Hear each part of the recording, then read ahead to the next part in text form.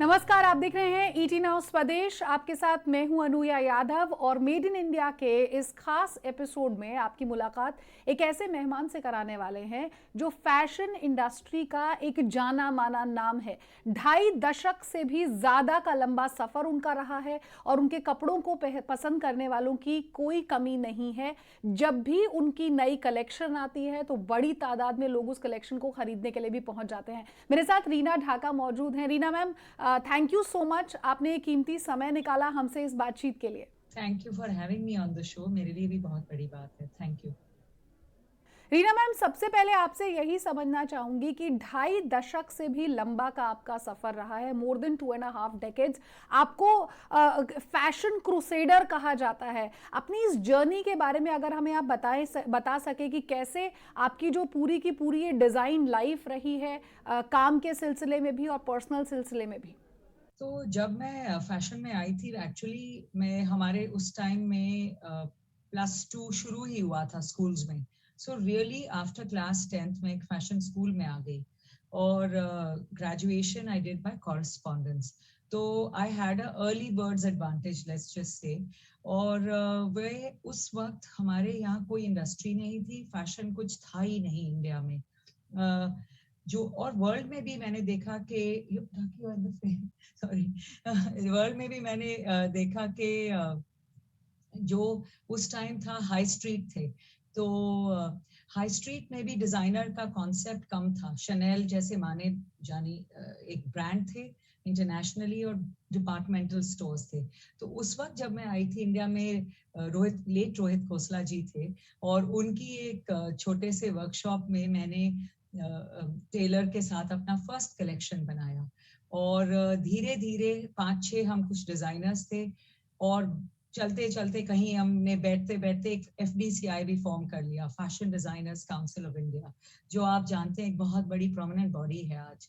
और उसकी अम्ब्रेला में थाउजेंड्स ऑफ डिजाइनर्स हैं, और उसकी व्यूअरशिप और एक कैलेंडर बन गया है आज वर्ल्ड का, जिसमें इंडिया एक फैशन एस्टैब्लिश्ड डेस्टिनेशन बन गया है।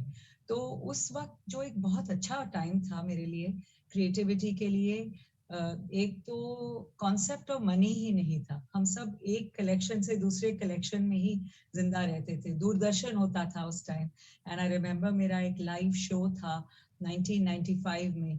क्या उसको करने में क्या हमने मेहनत करी, और how we saw it through and the dedication. There was no concept कि 6 महीने लग गए एक शो को बनाने में, चलाओ बस। that is all that mattered, to run the show, to have a brilliant show. धीरे धीरे press came into our lives, media came in. I saw all that, happen in front of me. And this is really what I have seen. My eyes have seen it all, but क्या बताऊं, बहुत बड़ी सारी कहानियां हैं मेरे पास। तब के जो मॉडल्स हैं, आप जानते हैं आज के सबसे बड़े आपके बॉलीवुड के मूवी स्टार्स हैं। इनफैक्ट जो आपकी करंट बॉलीवुड है, वो हमारी उस वक्त की मॉडलिंग इंडस्ट्री थी। बिल्कुल। रीना जी, देखिए, जब आप इस सेक्टर में आपने कदम रखा, ये उस समय फैशन डिज़ाइनिंग को बहुत ज़्यादा महत्व नहीं दिया जाता था। एक प्रोफेशनल करियर के तौर पर बहुत सारे लोग उसे नहीं चुनते थे। क्या कहीं ना कहीं मन में ये डर रहता था या पेरेंट्स की तरफ से कोई हिचकिचाहट थी कि तुम इंजीनियरिंग या डॉक्टर की पढ़ाई ना कर कर कुछ ऐसा करने जा रही हो? आपका सवाल सो रेलेवेंट है, खासकर मेरी लाइफ में। मेरे पेरेंट्स ने मुझे मतलब मेरे को ब्रेन वॉश कर दिया था to become an IAS officer. So much so उसका ये फायदा रहा है कि I'm a person who likes watching news. I like reading papers. I like reading editorials. I'm aware of my current times. और पर fashion was not considered a profession, था ही नहीं कोई। और लोग इसको इक्विवेलेंट टू टेलरिंग या even modelling, I remember I got a lot of offers when I was younger as a model. एक कोई फ्रेंच मैगजीन के लिए, उसकी मेरे पास कोई प्रूफ भी नहीं है, अब ग्लैमूर मैगजीन के लिए मैंने खुद ही सेंटर फोल्ड में उनके काफी बड़ी शूट करी थी चांदनी चौक में। उन्होंने मेरे को, they found me in a restaurant in Delhi, and I was only 22 years old. So what I'm trying to say is, uh, modeling, fashion, glamour, they were not considered that time prestigious enough for a girl to be in. And आज आप देखेंगे बड़े से बड़े हमारे customers हैं, family members हैं सारे, चाहे उनकी वाइफ्स हो चाहे उनके बच्चे हो, सबके सब फैशन में जुड़ गए हैं। तो ये एक वेव सा आया, हम लोग को रियलाइज नहीं हुआ कि हम उस वेव के टॉप में हैं। We created that wave. Reena ji, समय बहुत बदल गया है ज़ाहिर तौर पर। अब जो फैशन पहले फैशन स्टेटमेंट के लिए जहां बड़े बड़े रईस लोग जाने जाते थे, आज की तारीख में आपको सड़कों पर भी फैशन दिखाई देता है, क्योंकि आज की जो हमारी जनरेशन जी है वो काफ़ी ज़्यादा एक्टिव है फैशन को लेकर। किस तरह का बदलाव आपकी नज़र में देखने के लिए आया है, क्योंकि आपने वो शुरुआती दौर भी देखा है जो 2.5 दशक पहले था, करीब करीब 25 साल पहले, और आज का वो दशक जब आप युवाओं को देखते हैं कंप्लीटली डिफरेंट स्टाइल में। इंडिया में फैशन तो था, उस हमारी जो सड़कें हैं, हमारी जो हजारों गॉड्स और हमारे हजारों साड़ियां और हमारे हजारों टाइप के लोग एक ही क्षण में मिल जाएंगे आपको सड़क पर। वो इंडिया की फैशन की हिस्ट्री, इंडिया की फैशन की स्टोरी तो बहुत सदियों पुरानी है। इनफैक्ट आज तक पूरे वर्ल्ड का फैशन खत्म नहीं हुआ है हमसे कहानियां ऑब्जॉर्व करते हुए, चाहे वो रेफरेंसेस हो, इन्फ्लुएंसेस हो, मैन्युफैक्चरिंग हो। मैन्युफैक्चरिंग में तो इंडिया पहले में भी था, पर जो हमारे आज के एज है उसमें मैंने भी देखा है कि जो मेरे ही टाइम के हमारे जो मास्टर्स होते थे, हमारे पुराने टेलर्स होते हैं, अब उनके वो अपने बच्चों को पढ़ा पाए हैं अच्छी फैशन इंस्टीट्यूट्स में। अब वो लोग भी आगे जा करके डिजाइनर्स बन गए हैं। तो ये एक बहुत मेरे लिए बहुत अच्छी बात है कि कई बार हमारे ही पुराने जो वर्कर्स हैं उन्होंने अब टीम्स बना ली हैं और they are doing very well. Child, चाहे डॉटर सन हो या फादर हो, father could be a pattern master, could be a tailor, कैसे उन्होंने मेहनत करके वो जनरेशन को एजुकेट करा इस प्रोफेशन में, और आज वो रिजल्ट्स देख रहे हैं। तो कई तरह के इस टाइप के एग्जाम्पल्स हैं। स्मॉल सिटीज में हमारी बहुत सारी अब फैशन की प्रोडक्शंस हैं, लोकल डिजाइनर्स हैं, कितने इंस्टीट्यूट्स हैं हमारे कंट्री में अब, निफ्ट्स हैं, एफआईटीज हैं, not FITs, I think other, like मैं थोड़ी हुई जानती हूँ, पर्ल है, जेडी है, और कई इंस्टीट्यूट्स हैं जो हर जगह मशरूम हो गए हैं और वो ट्रेन कर रहे हैं। तो वो स्टूडेंट कहाँ अब्जॉर्ब होगा? एटलीस्ट आई थिंक 10-15 या I don't know lakhs of students per year निकल रहे होंगे who are trained in fashion today. तो वो भी अपने लिए एक मार्केट बनाएंगे, एक बेस बनाएंगे कस्टमर का। तो इसी को हम इंडस्ट्री कहते हैं आज। बिल्कुल। रीना मैम, एक एक अहम बात ये है कि पिछले 2 साल से जैसा भी माहौल हमने देखा है दुनिया भर में, देश भर में, इस पैंडमिक की वजह से तमाम सेक्टर्स जो है वो अफेक्टेड हुए। फैशन इंडस्ट्री किस तरह से अफेक्ट हुई, और आपके जीवन में, आपकी दिनचर्या में या आपके बिजनेस में क्या कुछ बदलाव रहा, और किस तरह के चैलेंजेस आपने फेस किए, and how did you actually overcome them? रहे हैं तो जैसे कि जब पहला लॉकडाउन हुआ था, वो तो सबको भूचा, एक ओवरनाइट हुआ, तो इतना डर बैठ गया था कि जैसे वो मार्च में हुआ था, आई थिंक 2020 में, towards the and in Delhi, I don't no Bombay वगैरह का लॉकडाउन में आए, बट सब ऐसे जैसे भागने लग गए। Everybody wanted to run to safety, और इसीलिए आपने देखा कितने स्टैम्पीड्स हुए, कितना लॉस ऑफ लाइफ हुआ।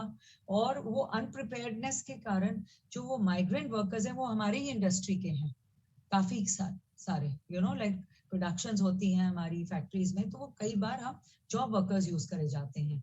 तो कितना सारा वो माइग्रेंट वर्कर, क्या उन्होंने जर्नी करी कि मेरे लिए तो आज तक वो एक मेरे हार्ट पे जैसे वो एक एचिंग हो गई है उनकी वो जर्नी। मेरे को लगा, मेरे को बहुत दुख हुआ उसके बारे में। तो ये तो मेरी कलेक्शन में भी जब हमने बनाया था वो लास्ट डिजिटल में, हमने ये माइग्रेंट वर्कर्स की जर्नी पे डेडिकेट करा था, कि कैसे उन्होंने हमें हिम्मत दिखाई है, क्या ग्रिट है उनमें, क्या परसिवियरेंस थी कि वो पहुंच पाए अपने घरों में। The need to go back home हर एक के लिए जरूरी रहा है। और फिर जब वो वापस आए, फिर से एक और लॉकडाउन आया, पर दूसरी बार हम सब प्रिपेयर्ड हो गए हैं। और ये भी मैंने देखा है कि वापस आ रहा है वर्कर आज, बीच में नहीं आना चाहता था वो, उन्होंने लगा कि गांव ही बेटर है हमारे लिए, क्यों हम आए शहर, फिर खर्चा करके वापस जाएंगे, फिर हमें वापस भेज दिया जाएगा। बट आई थिंक अब 2 लॉकडाउन के बाद वर्कर का इंटरेस्ट है to come back to work, he is ready to restart his life, rebuild, and they are there. Ma'am, क्योंकि आपने माइग्रेंट वर्कर की बात करी, मैं हैंडलूम इंडस्ट्री की भी बात करना चाहूँगी, जिसका काफ़ी ज़्यादा जोर है सरकार की तरफ से, सरकार काफ़ी ज़्यादा प्रमोट कर रही है, और आप जैसे बहुत सारे फैशन डिज़ाइनर्स हैं जो एक्चुअली हैंडलूम सेक्टर को, हैंडलूम इंडस्ट्री को आगे की तरफ भी ले जा रहे हैं। ऐसे में क्या कुछ और अहम कदम उठाने बाकी हैं रीना मैम, ताकि ज़्यादा से ज़्यादा एम्प्लॉयमेंट होने के साथ साथ ये जो हमारा पूरा हैंडलूम इंडस्ट्री है इसे इंटरनेशनली और भी ज्यादा बढ़ावा मिल सके?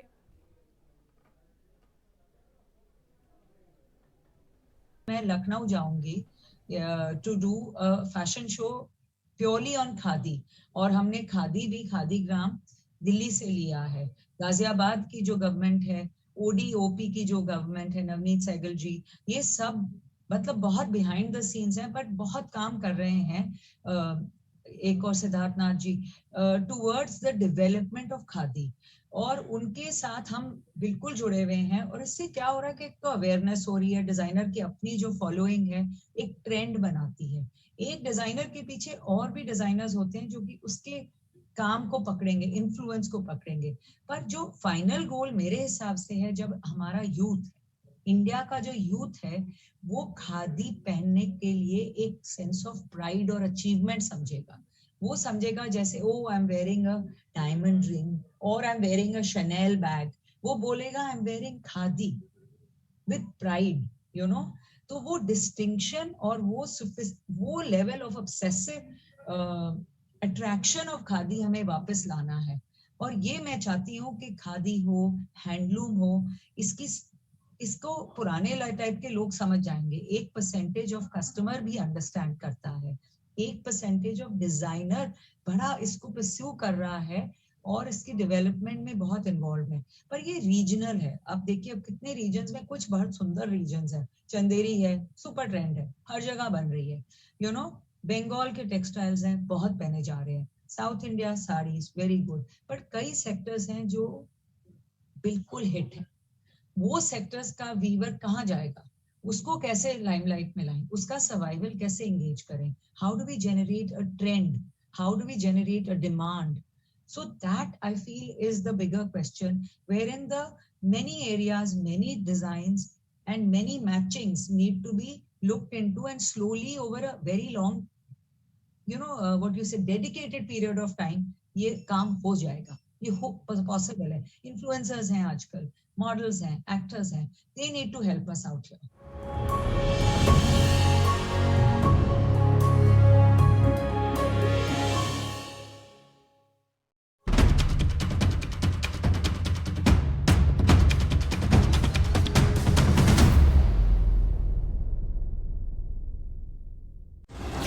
Channel partner National Stock Exchange.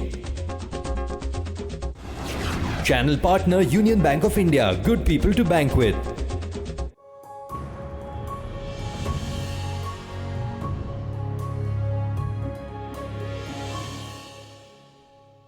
Reena ma'am, क्या आपको लगता है कि जो, क्योंकि आपने यहाँ हैंडलूम इंडस्ट्री की बात की, कैसे इसे ट्रेंड में लाने की ज़रूरत है या फिर इसकी डिमांड और ज़्यादा क्रिएट करने की ज़रूरत है, क्या आपको लगता है कि आज का जो कस्टमर है, बायर है, उसका तरीका शॉपिंग का बदल गया है?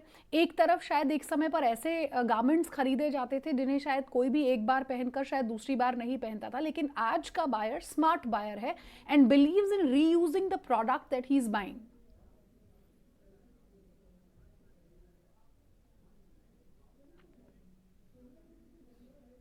Thing is the price per piece. Now that is a problem also with handloom sector. The weaver will take slowly, कई processes, हर weaver के हर टाइप टेक्निक के अलग टाइप के होते हैं। कई वो एक साड़ी बुनेगा 3 महीना में, कई 2 इंची बनाएगा एक पूरा 1.5 दिन में। तो you know how to re-engage them and reconnect them. जैसे जो आदमी के पास प्रोडक्शन कम है पर उसका टाइम ज्यादा है, उसको उस मार्केट के साथ जोड़ा जाए जहां वो विलिंग टू पे है फॉर स्लो फैशन, उसके भी बायर्स हैं। वो जैसे कॉनोसर्स हैं, पुराने ट्रेडिशनल फैमिलीज में, दे अंडरस्टैंड, वो खरीदना चाहते हैं। बट मोर और less market is very price conscious, It's very combative.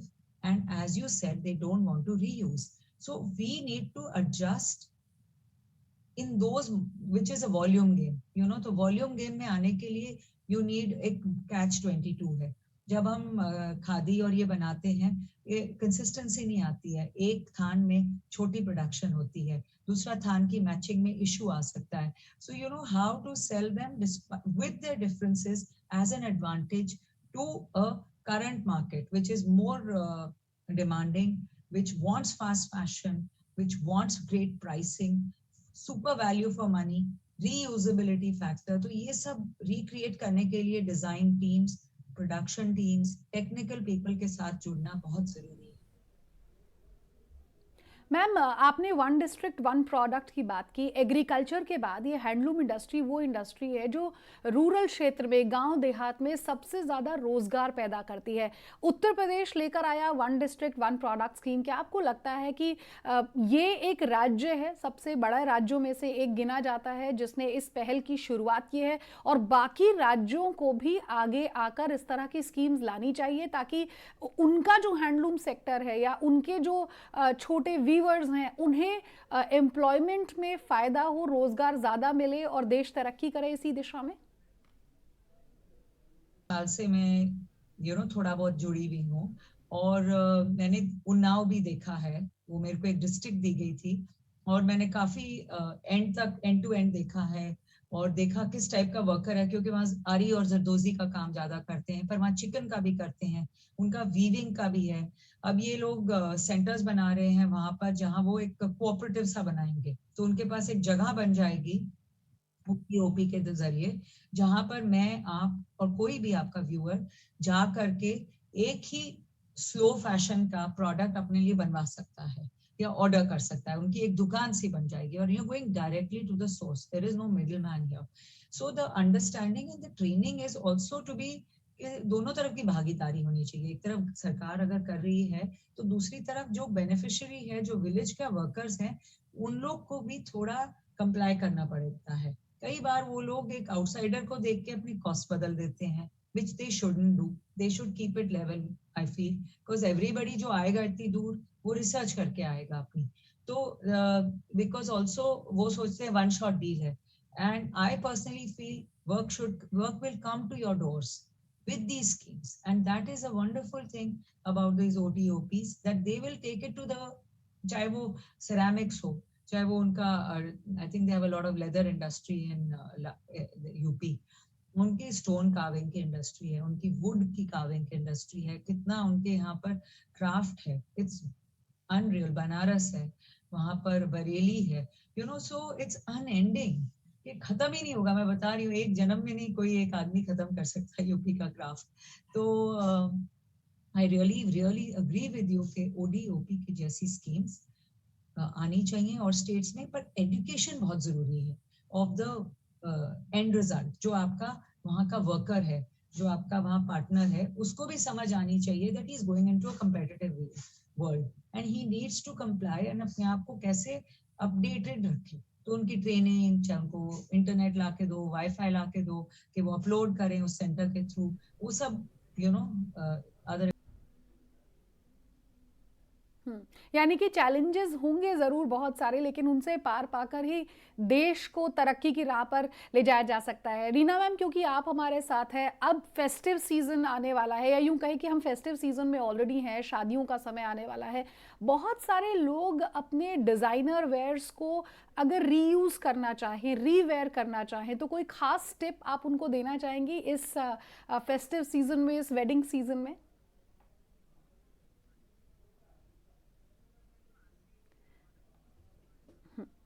Reena ma'am, हम लोगों ने यहाँ पर अभी रीना मैम, हमने बात की हैंडलूम सेक्टर की और कैसे इसे बढ़ावा देने के लिए चैलेंजेस बहुत सारे हैं, लेकिन फिर भी मिलकर अगर काम करेंगे तो देश जाहिर तौर पर इस सेक्टर को और आगे बढ़ा सकेगा और तरक्की की नई राह पर लेकर चलेगा.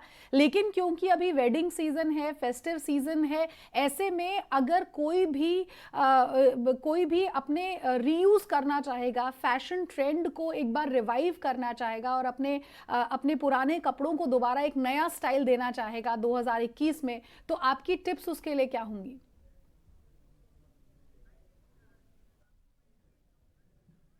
फैशन। रीफैशन का मतलब है कि पुराना फैशन को री बना दो, नया बना दो। तो most designers I know are doing it also, but अगर नहीं भी हो, आई थिंक ये अब 1% of market is very aware कि अपना पुराना निकाला हुआ स्टफ को क्यों वेस्ट करोगे। इट इज ऑल्सो क्राफ्ट, थोड़ा बहुत कंबाइन करके रीवेयर कर लो। ट्रेंड्स बदलते हैं, स्लीव्स के, ब्लाउजेस के, सलवार्स के, कमीज लेंथ के, बट क्लासिक हमेशा क्लासिक रहेगा। बट क्योंकि वेडिंग सीजन आ रहा है और हम क्राफ्ट की बात कर रहे हैं और हम मेड इन इंडिया की बात कर रहे हैं, मेरी रियली ये रिक्वेस्ट रहेगी कि हम सब अपने ट्रेडिशनल वीव्स को एक बार तो पहने। हर फंक्शन, हर बड़ी शादी में 4-5 फंक्शंस होते हैं, एक दिन निकालें कि हम वोवन साड़ी पहने, या आदमी लोग अपने वोवन कुर्ते पहने, खादी के पहनो। कितने सुंदर कपड़े बनते हैं इनके, और इसका benefit not just on your skin है, क्योंकि हैंड फील है। कितने प्यार से किसी ने, बुनकर ने बैठ के सालों साल, महीना महीना बैठकर, कई बार सालों में भी एक चीज बनाई है, एंड आपके the good fortune will pass on to you. So I really want people के डिजाइनर ब्लाउजेस पहन लो, अपने साथ अपने ट्रेंड्स को वैसे मिक्स कर लो, but don't ignore the weaver, don't ignore our craftsman, and जरूर एक वीव वोवन साड़ी लो, चाहे कहीं से भी स्टेट से लो, उनके एम्पोरियम से लो, उनके इतने बाजार्स हैं, ऑनलाइन मार्केट्स हैं, ट्राइब्स इंडिया है, वो भी बहुत अच्छा ट्राइबल का प्रोडक्ट बेच रहे हैं, and combine it with our product, combine it with our designer wear. That would be my request as a refashion. Ma'am, एक और चीज़, ये माइंडफुल शॉपिंग की अगर हम बात करें तो क्या आपको लगता है कि आज का जो बायर है वो सेंसिबल शॉपिंग करता है? एक ऐसा गारमेंट प्रेफर करता है ख़रीदना जो कि लंबे समय तक चले, बहुत जल्दी जल्दी ऐसा ना हो कि वो आउट ऑफ फैशन हो गया है या फिर आउट ऑफ यूज़ हो गया है? Long lasting garment is the new trend you think is in India?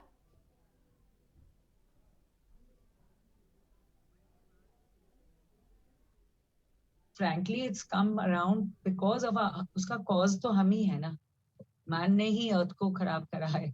तो उनमें एक सेंस ऑफ सस्टेनेबल अर्थ के लिए बहुत ज्यादा अवेयरनेस हो गई है अब। People want to know the story behind everything, तो एक हद तक वो उसके लिए थोड़ा एक्स्ट्रा भी स्पेंड करेंगे। बट हमारा कंट्री एक्चुअल में थोड़ा बड़ा है, मासी है, और हो सकता है हर आदमी ये बात ना समझे, प्राइस सेंसिटिव इशू भी है। तो खादी है, हमारे जितने भी इंडियन हैंडलूम सेक्टर है, वो 100% ऑर्गेनिक है, सस्टेनेबल है। उससे ज्यादा कुछ सस्टेनेबल होगा ही नहीं। और another model of sustainability is also कि पुरानी चीजें पहनो, जो आप कह रही हैं, रीफैशन करो। सो I would think that the current world is still hurting from the losses of COVID, and हमारे जो लेसन्स हैं उनमें से एक ये भी है कि सस्टेनेबल रहना बहुत जरूरी है हम सबके लिए। मैम, एक और अहम सवाल ये कि कोई फैशनेबल कैसे रह सकता है? कंफर्ट, पहले कहा जाता था कि जिन चीज़ों में, जिन कपड़ों में आप कंफर्टेबल हैं या जिन चीज़ों के इस्तेमाल से आप कंफर्टेबल हैं, उसी को आप फैशन मान लीजिए, लेकिन परिभाषा बदली है पिछले कुछ सालों में।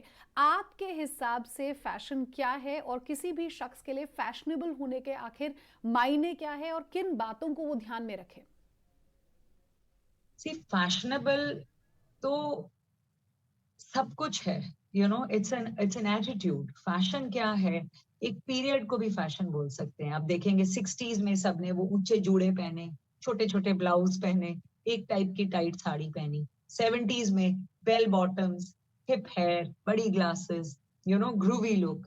80s में डेविड बावी, पॉकी हेयर। 90s में एक और टाइप का। 90s में आप सोचो प्रिंसेस डायना, पफ स्लीव, जो एक ट्रेंड अब बड़ा चल रहा है। So, एक fashion, on the other hand, is also watching a woman on the street, mismatched in her simplicity, in a very old washed sari, mismatched blouse, पायजेब on her feet, sandal, कई बार उन्होंने सिर में कुछ पकड़ा होता है, बच्चा होता है साथ में। तो फैशन कई कुछ भी हो सकता है, वो भी बहुत फैशनेबल है। कई बार मैंने अपनी वर्कर्स को भी देखा है बड़ी बड़ी फैक्ट्रीज में, कैसे वो सिंदूर पहनती हैं कलर के साथ। तो it's a kind of celebrating your own self. बिल्कुल, शुक्रिया रीना मैम, आपने कीमती समय हमें दिया, बहुत सारी बातें आपसे हुई यहाँ पर, फिर चाहे हैंडलूम सेक्टर को बढ़ावा देने की बात हो या फिर जो यंग इंडस्ट्री में आने वाले जो नए डिज़ाइनर्स हैं उनको आपने जिस तरह की सलाह दी, इन सब चीज़ों के लिए आपका बहुत बहुत शुक्रिया। और आगे के आपके जो भी फ्यूचर एंडेवर्स हैं उन सब के लिए आपको हमारी पूरी ही टीम की तरफ से शुभकामनाएं। तो मेड इन इंडिया के आज के इस एपिसोड में बस इतना ही, दीजिए इजाजत। ईटी नाउ स्वदेश पर खबरों का सिलसिला लगातार जारी है। नमस्कार।